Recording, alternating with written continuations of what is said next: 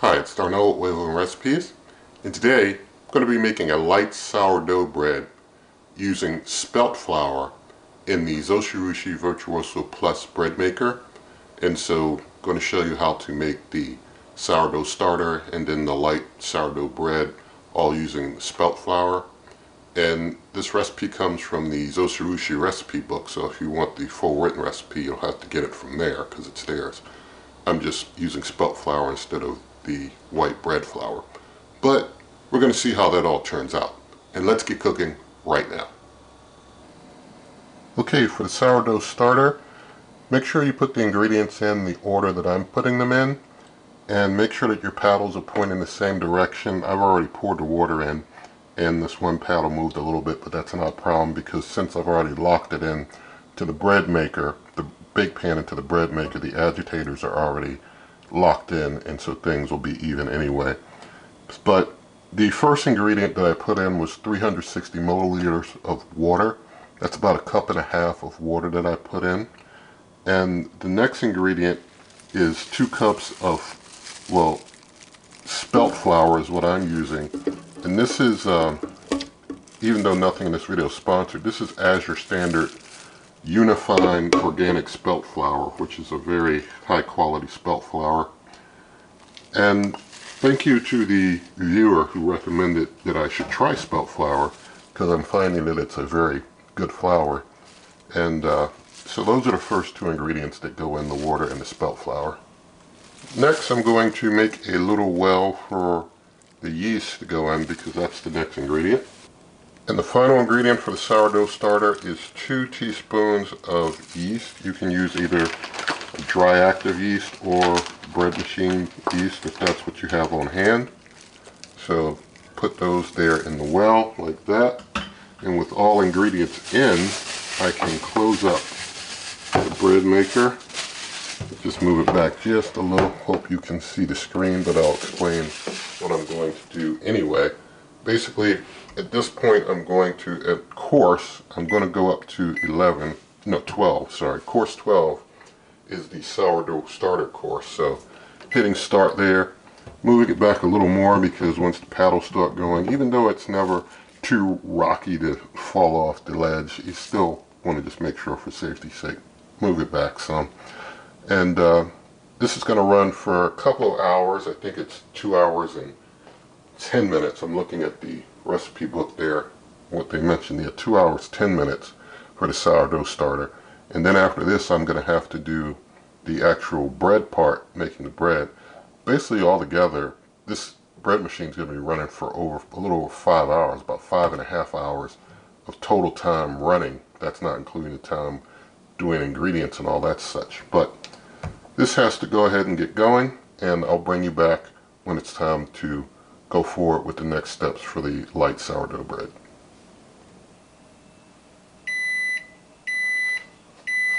Alright, the sourdough starter's done, so now it's time to add the other ingredients, add them in order. First is going to be 2.5 tablespoons of apple cider vinegar, so just pouring that on in. Next is going to be 1.5 tablespoons of lemon juice, so pouring that in there. Next is going to be 3 cups of spelt flour, so 3 more cups of flour. Getting that in on top of things here. And this unifying spelt flour, it rises like white flour, so I don't need to use any like vital wheat gluten or additional leaveners for it. Next ingredient is 2 tablespoons of a granulated sweetener, but I'm using organic monk fruit extract powder. I should have used basically like 3/4 of a teaspoon of it, but I actually got double, so I'm using like 1.5 teaspoons, but I don't think that's going to change how things turn out, except for it'll be a bit more sweeter than it would be if I had less sweetener. The next ingredient is going to be 1.5 teaspoons of salt, so pouring that in on the sides here. Now I'm going to basically make myself a little well for some yeast in the middle again. So make that there. And I'm going to put in 2 teaspoons of yeast into the hole. So get that. 1 and 2. Alright, now with all that in, I basically close up and I'm going to, well, cancel to stop things. And then I'm going to go to the white course. So, well, I guess I can go this way. So, white course is what I want. For crust control, I think I've got a light crust on there. No, I got medium. I could go medium, could go light. I'll leave it medium. And I'm going to hit start there. And for that white bread setting, that takes about, let me see how long that takes, just so you know.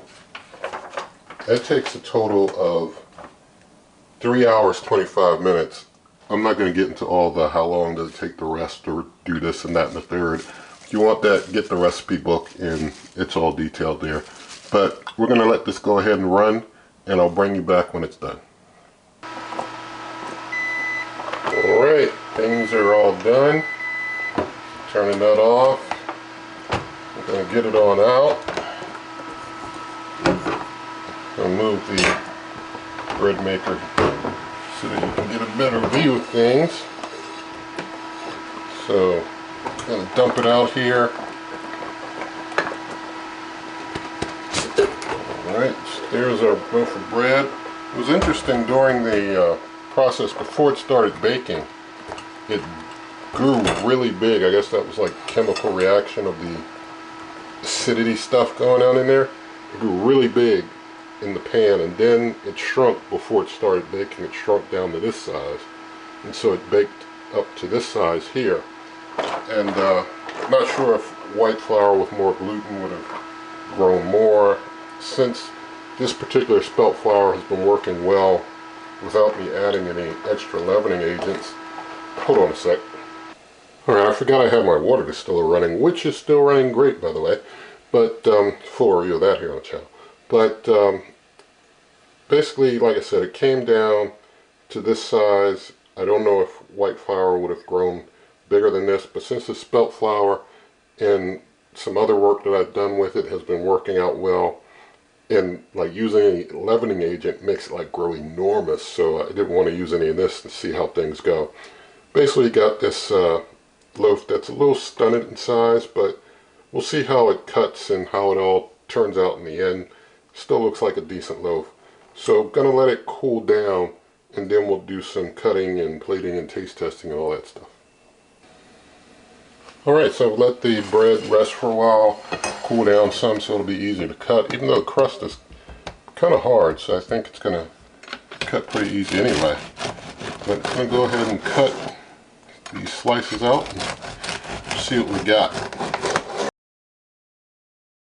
Alright, so this is our completed bread, and this is how it looks there.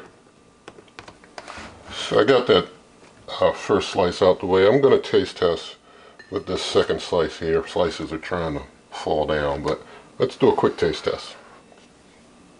So thank God for this bread. Let's go ahead and taste it.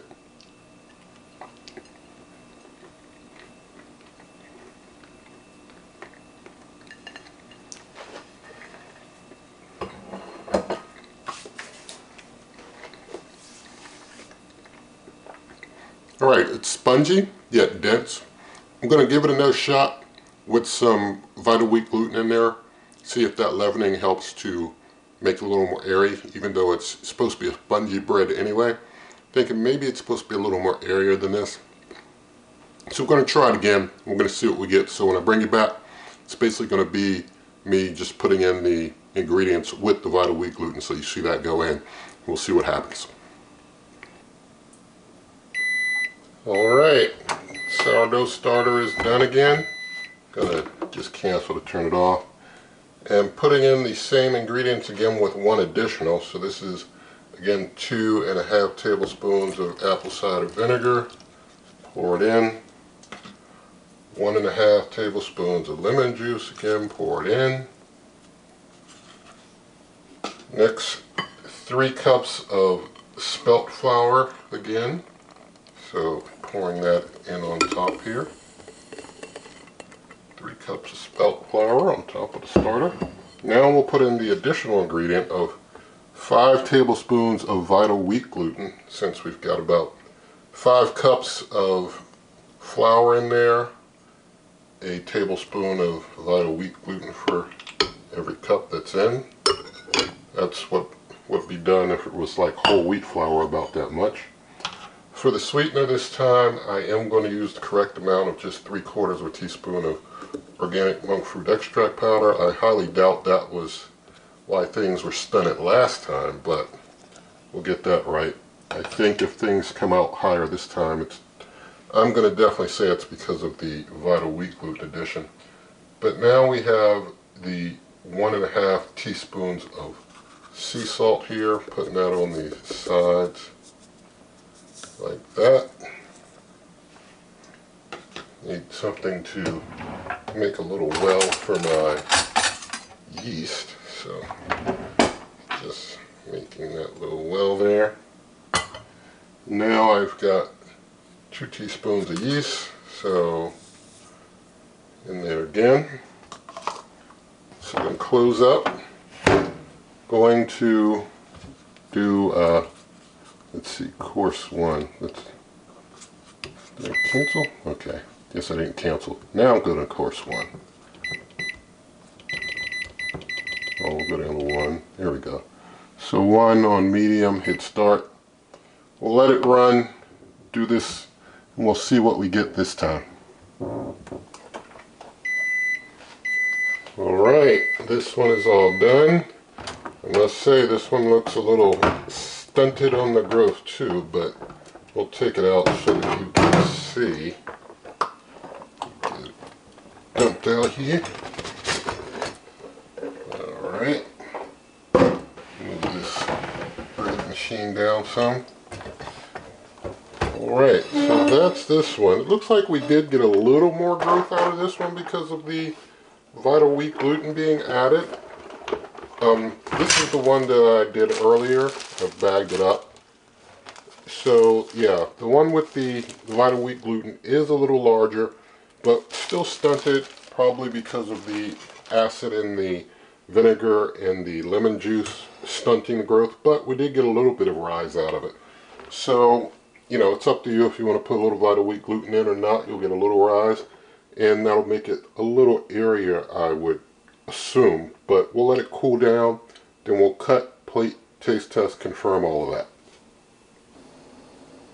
Alright, so the bread has had some time to cool down, so I'm going to put it into my bread slicer here, and there's a link to my Amazon shop in the video description if you're interested in anything like the bread slicer and other things, and the bread machine or what have you.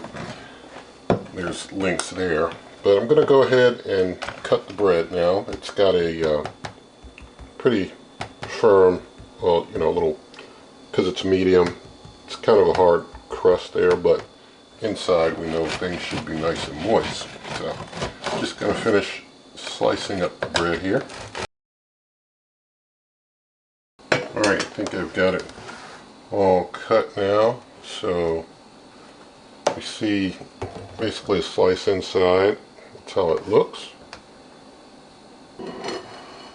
Alright, so I've got myself a plate here. I'm going to get another one further in. So I think I cut that one a little small, but this is a pretty good cut slice there. So let's go ahead and do a quick taste test. So thank God for even more bread, and let's go ahead and do a quick taste of this one.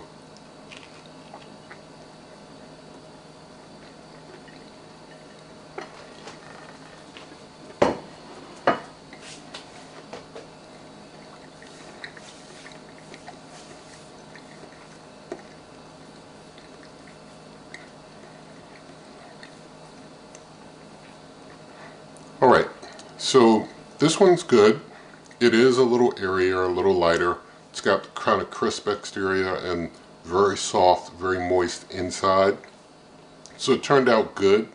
I think the earlier one I did put a little more sweetener in, so it was a little sweeter tasting than this one, but they're both good.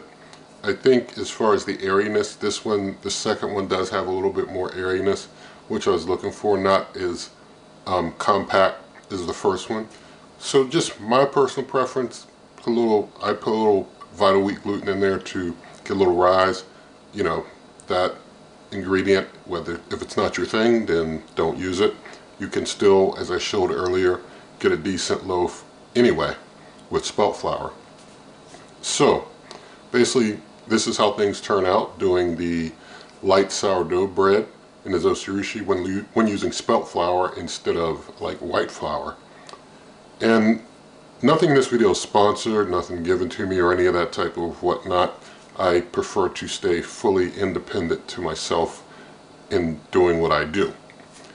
And so in the video description, in addition to the Amazon shop, there's things like buy me a coffee and YouTube memberships, you go on YouTube and other things. Also, you can always check out my blog, superwaveovenrecipes.com. That's superwaveovenrecipes.com. And if you did like the video, please do give it a thumbs up. Share the video with a friend. Leave your comments, subscribe, hit that notification icon, and good eating.